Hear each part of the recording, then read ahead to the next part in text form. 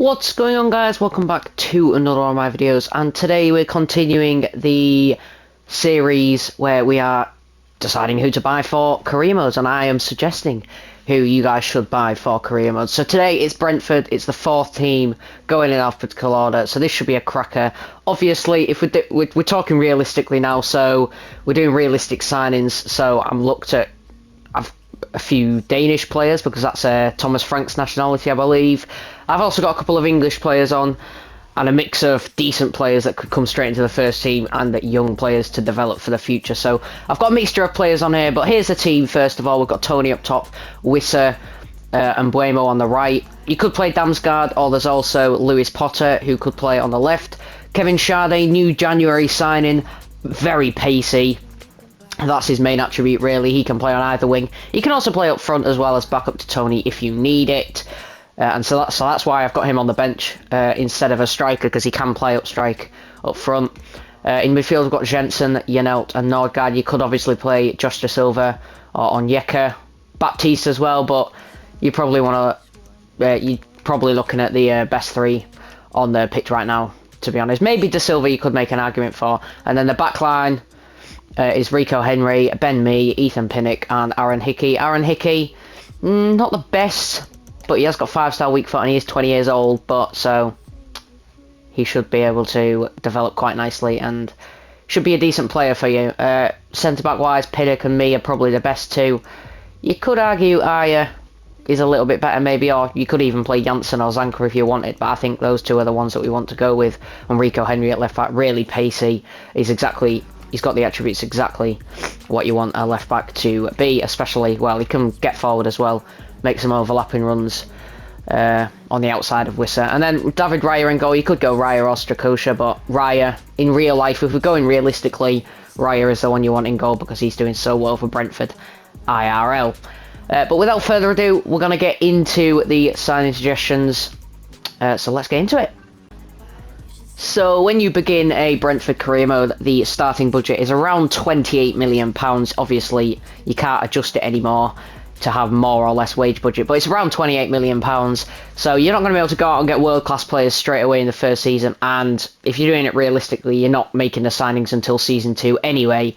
But these are the players I've got on the list. So first of all, we've got Marco Grujic. He's a brilliant player. We'll go on to the transfer bit. As you can see, the asking price is just over 10 million, but you should be able to get him for just less than 10 million if you really push it, as his market value is 8.5. Not the highest wage, so it should be alright. Now, he's not really got many links to Brentford. This isn't one of the most likely ones on this list, to be honest, but I think he could be a very solid central midfield, come straight in the team ahead of probably Janel or Jensen, to be fair. You could play him at CDM, as you can see his position is also a CDM there ahead of Nordgaard, but I reckon you want to put him ahead of Janel, because Jensen this season in real life has been brilliant for Brentford. But anyway, onto his stats, you look at 6'3", right foot, 3-star, 3-star. He's just an all-round great player. Most of his stuff are either in the greens, a few in the yellows, very few in the oranges as well. He's got dive into tackles and long shot taker. So I think Grujic could be one of the marquee signings of this career mode if you wanted to bring him in. And he won't even cost that much, to be honest, so. And obviously Brentford's transfer policy, they like to bring in young attacking players.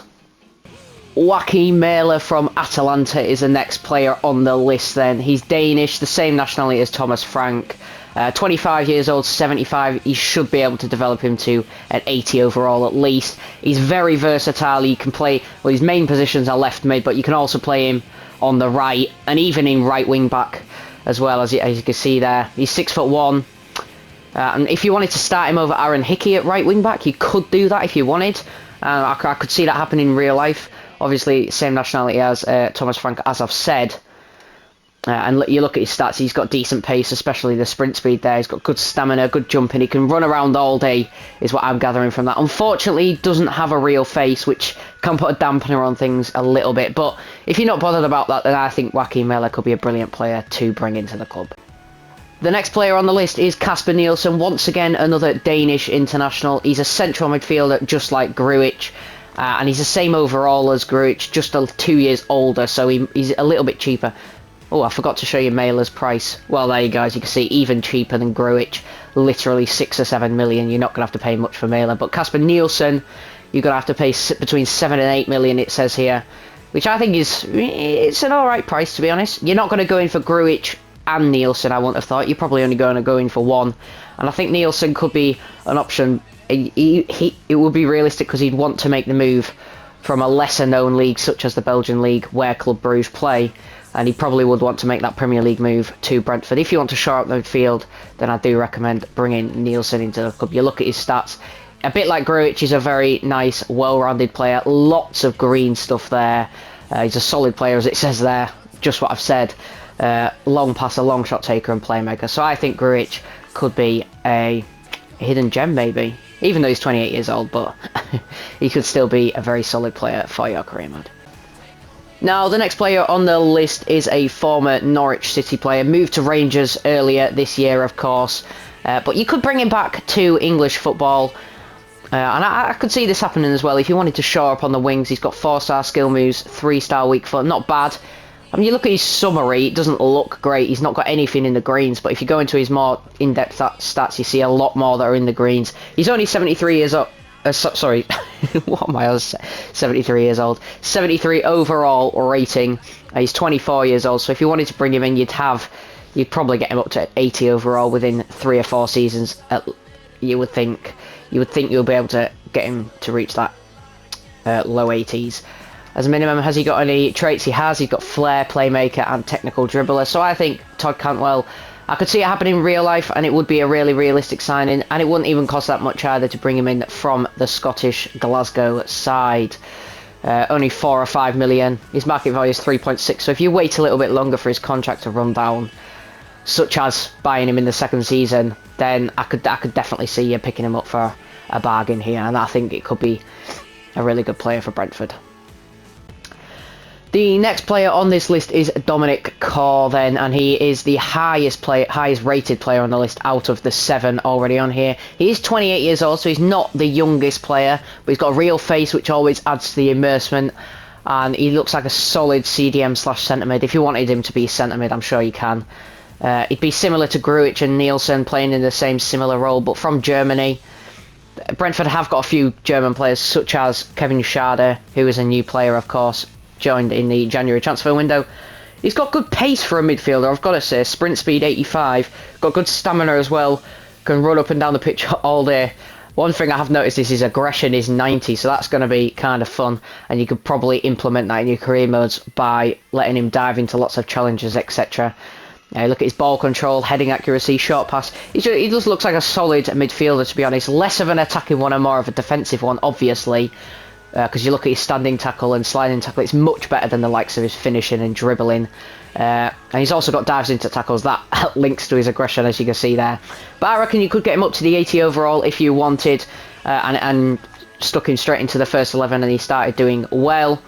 So I think Dominic Corr could be a good player. I love how I said they all could be good players, because they all could, in my opinion, be good players for a Brentford career mode. Now, the next player on this list is the highly rated Championship midfielder, Alex Scott. I've got a lot of midfielders on this list, I'm not going to lie. I've got no defenders or goalkeepers, because I don't think that's the area where we need to be improving. I think it is the midfield, especially where Vitaly Janelt is. Not that Vitaly Janelt is bad, but I think we could just bring in Alex Scott to be a little bit of one for the future. You're buying for the potential, of course, and he's only 18 years old, 68 overall. I mean, after the first season, you could even send him out on loan if you really wanted to, but after a couple of seasons, he'd be mid-70s, pushing up towards the late 70s, if I'm being completely honest, and it would not be an out-of-the-question move. Alex Scott would 100% move to Brentford, I reckon, if an offer came in. You look at his physical stats there as well, good agility, good balance. He's quite small, 5'10". He's not hit the 6 foot mark yet, but for a midfielder that's alright, we don't mind that. He can play in a variety of positions, play a little bit further forward in the attacking midfield, or the right mid as well. We go on to his technical stats. He's got good dribbling, good short passing. Everything else could do with a little bit of work, but he's 18 years old. Like I've said before, you're paying for the potential. It's only going to cost 2 or 3 million to bring him into the club. If you buy him in the second or third season, he might cost a little bit more than that, but to be honest, don't wait too long before you bring him in. You might want to bring him in at the end of the first season. But he could be a solid player too. Now, the last player on the list is Wahid Fagir. I don't even know how you say it, I'm sorry, but he's a Danish player. He's a youngster, so he's not quite hit the international stage yet. But he's 18 years old and he's a striker. Could be a backup for Tony if you didn't want to play Kevin Schade there, or you didn't want to buy Schade on a permanent, because obviously he's only on loan at the moment. And so if he went back to, I think it's Freiburg, then you could buy Fagir and he'd be a decent backup to Ivan Toney. I reckon after the first season he'd be probably 70 overall, maybe a bit less than that, but you could easily train him up or send him out on loan if you did buy him, and he'd definitely grow quite a bit. So his agility, his jumping and his strength are the main attributes there. He's a decent 6'1" beast, to be honest. He's got any traits. He has got long shot taker, so you could be utilising that a bit in your career mode as well by taking long shots and maybe power shots as well with him. But that's going to be the end of the episode, guys. I hope you've enjoyed it. Obviously, just the 7 players today, similar to the Bournemouth one. So not too many players. I've obviously listed 3 Danish players and a couple of English players as well, because I think that's probably where Brentford will dip into the transfer market in particular, and which nationalities they look at. Got a variety of leagues, got a couple of Serie A, a couple of Bundesliga, one from Liga Portugal, and then a couple of lesser known leagues as well. So I think I've done pretty well. Hopefully you guys have enjoyed the video. If you have, please go down below, smash the like, smash the subscribe button as well. Share it if you'd like. Any support is greatly appreciated. Comment down below if you want to ask me, tell me anything, whatever. Just get involved. But that's going to be it for this episode, guys, and I'll see you in the next one for Brighton, I believe.